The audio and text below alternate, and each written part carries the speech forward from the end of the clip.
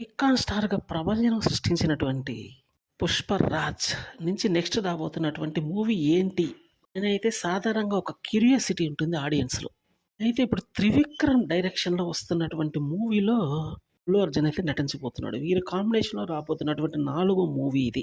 Already ఇంతకుముందు 'జులాయి' గాని, 'son of Satyamurthy' గాని ఇట్లా సినిమాలొచ్చిన విషయం తెలిసిందే. అవన్నీ బ్లాక్ బస్టర్స్ అయ్యాయి.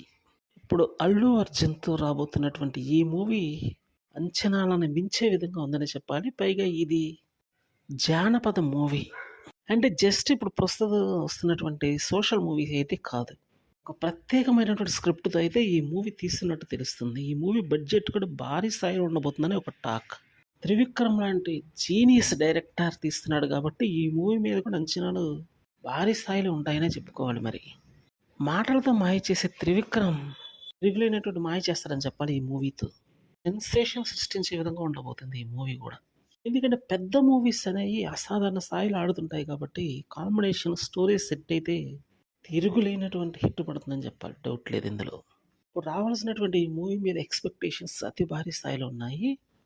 కాబట్టి మూవీ యొక్క అప్డేట్స్ గురించి ముందు ముందు చూడాల్సి ఉంటుంది.